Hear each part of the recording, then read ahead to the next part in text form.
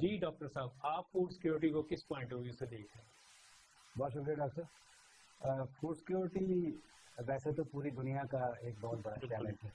اس لیے جو you N او ہے انہوں نے سسٹینیبل ڈیولپمنٹ گولز میں اس کو شامل کیا ہوا. اور پاکستان تو ویسے ہی ایک ولنریبل اسٹیٹ میں ہے. شروع سے اس کی پیداوار جو ہے وہ بہت کم رہی ہے جنرلی اوور آل ایگریکلچر میں. کچھ عرصہ پہلے ہم 3 کراپس میں سرپلس ہوئے، لیکن باقی تمام کراپس میں اور لائف اسٹاک میں، ملک پروڈکشن میں ہم آج بھی ولنریبل اسٹیٹ میں.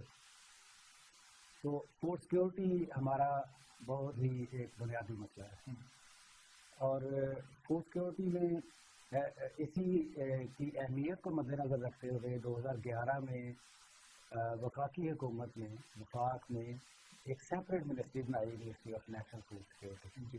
اس سے پہلے منسٹری فوڈ اینڈ ایگریکلچر ہوا کرتی تھی، لیکن جب ڈیولوشن ہو گئی، پابند پروونسز کو ڈیوالو کر دی گئی، تو پھر فوڈ سیکورٹی کی ایک separate ministry exclusive for this subject قائم کی گئی.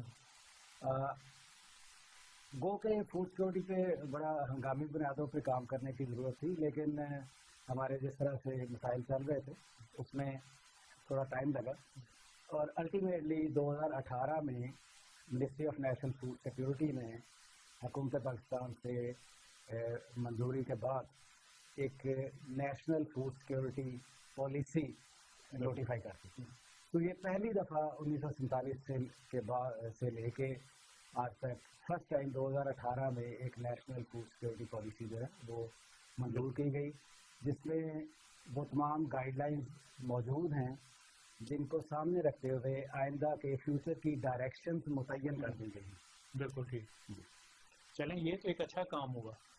مجھے یاد ہے کہ جب یہ منسٹری بنی تھی تو میرے ایک دوست اس میں سیکٹری لگے تھے، شفقت نظمی صاحب، اور اس وقت ان سے میری کافی ڈسکشن اس پہ ہو رہی تھی. اور اس وقت اس پہ کام شروع ہوا تھا پالیسی کا. اور اس پالیسی کا اس وقت ایک چیپٹر یہ گرین لینڈ جو کم ہو رہی ہے ہاؤسنگ سوسائٹیز میں کنورٹ ہو رہی ہے اس کا بھی تھا کہ اس کو روکا جائے، ورٹیکل گروتھ سٹیز پہ جایا جائے. لیکن ایسا ہوا نہیں. ہم دیکھتے ہیں کہ ملین ایکڑ فٹ جو لینڈ ہے، کئی ملین ایکڑ فٹ، وہ کنورٹ ہو گئی ہے ہاؤسنگ سوسائٹیز. اس ایک تو آلریڈی ہمارا پروڈکشن سسٹم ایشو تھا، اس کی وجہ سے مزید ایشو ہو گیا.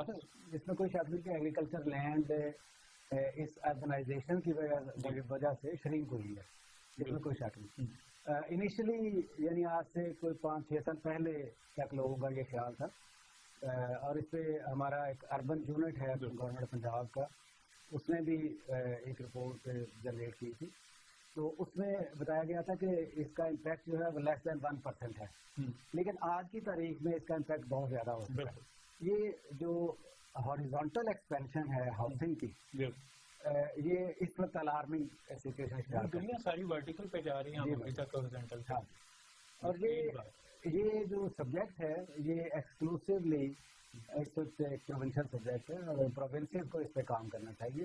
اس کی ورٹیکل ایکسپینشن پہ جانا چاہیے انسٹیڈ آف ہاریزونٹل. اور خاص طور پہ جو ہماری پرائم ایگریکلچرل لینڈ ہیں جو بہت ہی فرٹائل لینڈ اس سے انکروچ ہو رہی ہیں، ان کو بچانا چاہیے.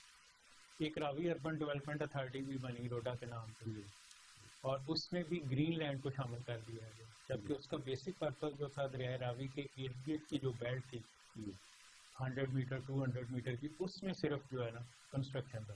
تو یہ انفارچونیٹ ہے. وہ بھی جہاں تک مجھے یاد پڑ رہا ہے 30 یا 40,000 ایکڑ لینڈ جو تھی اس کو دے دی گئی تھی روڈا کو.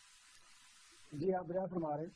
یہ اب کہہ لیں کہ ہمارا ایک قومی المیہ ہے کہ ہمارے ڈپارٹمنٹس جو ہیں وہ اپنی چیزوں اپنے اسفیئر سے باہر نکلنا زیادہ پسند کرتے ہیں، اوور ریگولیشن کو زیادہ پسند کرتے ہیں، اور غالباً اسی وجہ سے جو ان پرنسپل گائیڈ لائنز ہوتی ہیں وہ اگنور ہو جاتی ہیں. اور پھر یہاں پہ چونکہ اسٹیبلٹی نہیں ہے پولیٹیکل، تو کنٹینیوٹی آف پالیسیز بھی نہیں ہے. یہ سب سے بڑا ایشو ہے، ڈسکنٹینیوٹی آف پالیسی. میں جب لاہور چیمبر پہ تھا اس میں بڑا کام کیا تھا لاہور چیمبر کی طرف سے، اور سب سے بڑا ایشو یہ نظر آیا تھا discontinuity of policy.